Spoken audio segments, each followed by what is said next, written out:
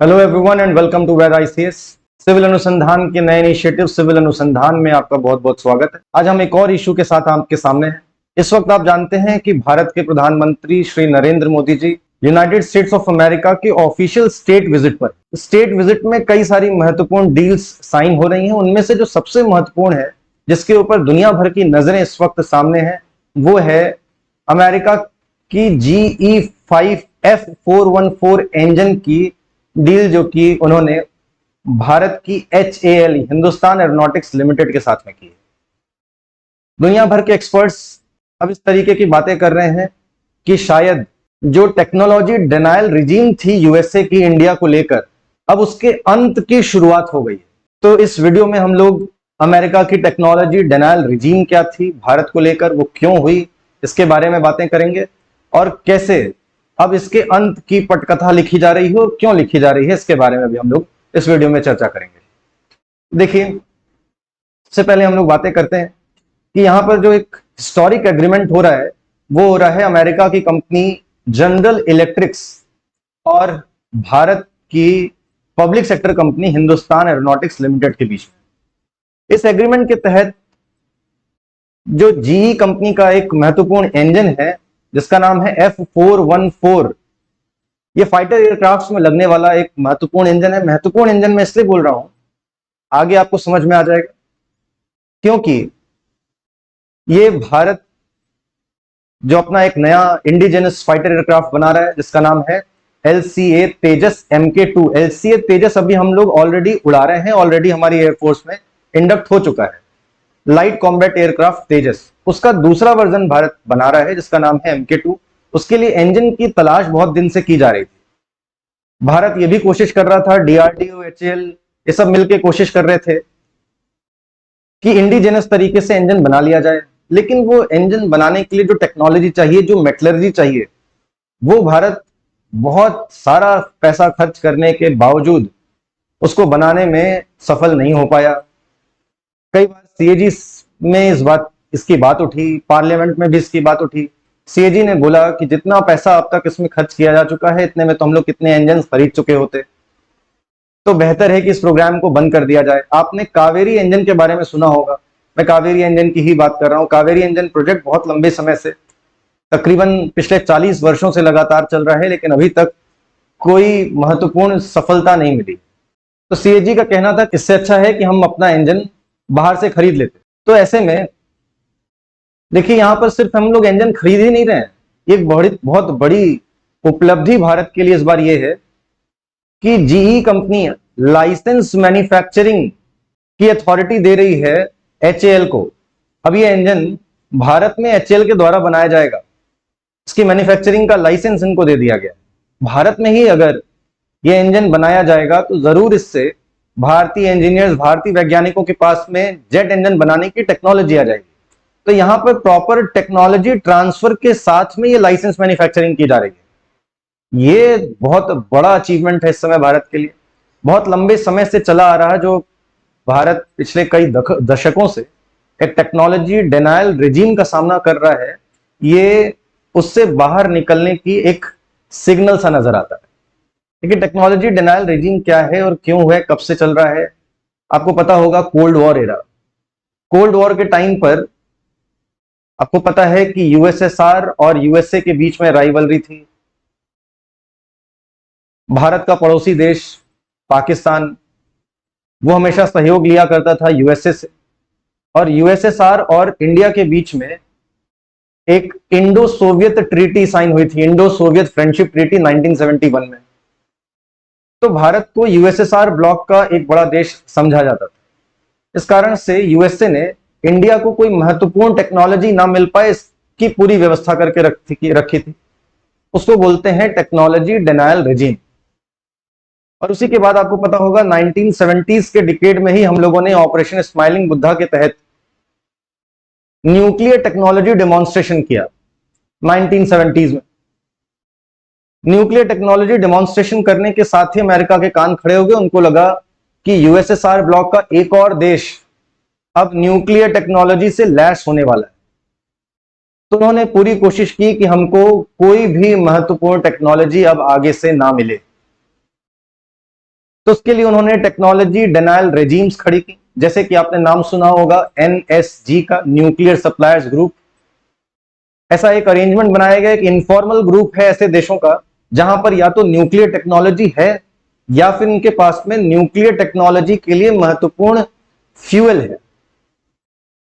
तो nuclear fuel के suppliers और न्यूक्लियर टेक्नोलॉजी के सप्लायर्स का मिला के एक इंटरनेशनल ग्रुप, ये कहलाता है NSG। ये ग्रुप बना दिया गया और बोला गया कि इस ग्रुप के बाहर के किसी भी देश को ना तो न्यूक्लियर टेक्नोलॉजी दी जाएगी और ना ही न्यूक्लियर फ्यूल की सप्लाई की जाएगी। ये ग्रुप बेसिकली बनाया ही भारत के लिए गया था, और सिर्फ इतने पे ही नहीं रुके, डुअल यूज की जितनी भी टेक्नोलॉजीज थी सबको भारत को डिनाई करने के लिए और भी ऐसे ग्रुप्स बनाए गए, जैसे कि ऑस्ट्रेलिया ग्रुप, जैसे कि वॉसेनार अरेंजमेंट, जैसे कि मिसाइल टेक्नोलॉजी कंट्रोल रिजीम। ये मिसाइल टेक्नोलॉजी कंट्रोल रिजीम बनाकर भारत को टेक्नोलॉजी डिनाई की गई। ये इसी बात, इसका ही नतीजा है कि भारत के पास में क्रायोजेनिक्स टेक्नोलॉजी लगभग 30 वर्षों बाद आई। वो क्रायोजेनिक्स टेक्नोलॉजी जो हम लोग 1980s के डिकेड में प्राप्त कर सकते थे, वो क्रायोजेनिक्स टेक्नोलॉजी पूरी तरह से डेवलप करके अपना GSLV हम लोग लगभग 30 साल बाद बना पाए। देखिए यहां पर अगर मिसाइल टेक्नोलॉजी कंट्रोल रिजीम की बात करें तो 2016 में जाकर भारत को इसकी सदस्यता मिली। न्यूक्लियर सप्लायर्स ग्रुप की बात करें तो इसकी सदस्यता हमको अभी भी नहीं मिली है। 2008 में ऑब्जर्वर स्टेटस मिला है, हालांकि उसका कोई खास मतलब है नहीं। ऑस्ट्रेलिया ग्रुप की बात करें तो 2018 में हमको इसकी सदस्यता जाकर मिली। जो ऑस्ट्रेलिया ग्रुप है ये बायोलॉजिकल वेपन से रिलेटेड जितनी टेक्नोलॉजी है उसको दूर रखने की कोशिश करता है। मिसाइल टेक्नोलॉजी कंट्रोल रिजीम, ऐसी टेक्नोलॉजी जिनसे लॉन्ग रेंज की बैलिस्टिक मिसाइल्स बनाई जा सकती हैं, ऐसी टेक्नोलॉजी, ऐसे हार्डवेयर, ऐसे सिस्टम्स को हमसे दूर रखने की कोशिश करता था। न्यूक्लियर सप्लायर ग्रुप अभी हम लोगों ने देखा। और इसी तरीके से केमिकल वेपन्स को दूर रखने के लिए वॉसेनार अरेंजमेंट का गठन किया गया था। हालांकि इसमें से वॉसेनार अरेंजमेंट, ऑस्ट्रेलिया ग्रुप और मिसाइल टेक्नोलॉजी कंट्रोल रिजीम का सदस्य भारत ऑलरेडी बन चुका है। NSG का सदस्य भी भारत नहीं बन पा रहा। इस इंजन की अगर बात करें तो ये इंजन इसलिए भी बहुत महत्वपूर्ण है, ये कोई उनका मामूली इंजन नहीं है। इस इंजन की अगर बात करें तो ये इंजन वही इंजन है जो कि अमेरिका के एक बहुत ही इंपॉर्टेंट प्लेन ग्रिपेन में यूज होता है। और सिर्फ इतना ही नहीं, 8 अलग अलग देशों के द्वारा मैन्युफैक्चर किए जाने वाले प्लेन्स में इसी इंजन का इस्तेमाल होता है। तो अगर हमारी ऐसे देशों के साथ में कोई कोऑपरेशन बढ़ता है तो इंटर ऑपरेबिलिटी में भी बड़ा सहायक होगा यह इंजन। सिर्फ इतना ही नहीं है, आपने देखा होगा कि हम लोग सेल्फ रिलायंट इंडिया बनाने की बात करते हैं, उसमें हम लोग और भी तरीके के एडवांस वेपन्स बना रहे हैं। अभी फिलहाल भारत की नजर है AMCA, advance multi combat aircraft के ऊपर, जो भारत इंडिजिनस रूप से बना रहा है, डेवलप कर रहा है। भारत का ये 5th जनरेशन फाइटर एयरक्राफ्ट होगा जो कि भारत अपने बलबूते पर बनाने की कोशिश कर रहा है। लेकिन इंजन टेक्नोलॉजीज के लिए हमारे पास अभी भी नहीं थी, ये हम डेवलप कर रहे हैं। एक बार को जो हमारे पास में GE-F414 इंजन की टेक्नोलॉजी आएगी, या तो ये इंजन एज इट इज या फिर इस इंजन को मॉडिफाई करके इस इंजन की टेक्नोलॉजी से सीख कर फर्दर और टेक्नोलॉजी को डेवलप कर हम लोग AMCA के लिए अब इंजन डेवलप कर सकते हैं। इसी तरीके से एक और फाइटर एयरक्राफ्ट भारत बनाने की कोशिश कर रहा है और वो है twin engine deck based aircraft. ये MiG-29 को रिप्लेस करेगा जो कि नेवी का फ्लैगशिप फाइटर एयरक्राफ्ट हुआ करता है। तो जब MiG-29 रिटायर होंगे तब तक हमारे पास में कोई स्वदेशी एयरक्राफ्ट आ जाना चाहिए। उसी के तहत हम लोग twin engine deck based fighter aircraft बनाने की कोशिश कर रहे हैं। इस प्लेन में भी, इसी प्रकार से AMCA में भी, और इसी तरीके से तेजस MK2, ये 3 जो इंडिजिनसली डेवलपिंग प्लेन्स हैं भारत के, उनमें ये इंजन की टेक्नोलॉजी हमारे लिए काम आएगी। तो अब एक सवाल खड़ा होता है कि वो अमेरिका जिसने भारत को टेक्नोलॉजी ना मिले, इसके लिए NSG, Australia group, Wassenaar arrangement, MTCR, ये सब कुछ बनाया और अब अचानक से हमको वो टेक्नोलॉजी देने के लिए तैयार हो चुका है। इसका क्या कारण? देखिए, इसके कुछ दो तीन बड़े कारण हैं। सबसे पहली बात तो यह है कि उनको ये नजर आ रहा है कि भारत का जो सबसे बड़ा, सबसे महत्वपूर्ण डिफेंस सप्लायर है रशिया, वो आज के समय में यूक्रेन में उलझा हुआ है और यूक्रेन में उलझे होने के कारण इस समय उसको अपने ही देश की डिफेंस सप्लाईज इंश्योर करनी है। तो जो उनकी एक्सपोर्ट ऑब्लिगेशंस हैं वो शायद उनको ठीक ढंग से पूरा ना कर पाए और भारत को भी इस समय यही सबसे बड़ी चिंता सता रही है। तो उन्होंने इस समय भारत में एक गैप अनुभव किया। उस गैप को, उस वैक्यूम को अमेरिका ने फिल करने की कोशिश की है। इसको एक अपॉर्चुनिटी की तरह से अमेरिका देख रहा है। एक तो ये बात हो गई। आपने देखा होगा कि जब ये रशिया यूक्रेन कॉन्फ्लिक्ट शुरू हुई तो वेस्टर्न कंट्रीज, यूरोप, अमेरिका, इनके लगातार बोलने के बाद भी भारत रशिया के साथ अपने टाइज नहीं खत्म कर पाया। और इसका कारण लोगों को समझ में आता है क्योंकि भारत की डिफेंस टेक्नोलॉजीज को लेकर निर्भरता, डिफेंस सप्लाईज को लेकर निर्भरता रशिया के ऊपर बहुत ज्यादा है। तो अमेरिका भारत की निर्भरता रशिया के ऊपर से खत्म करना चाहता है।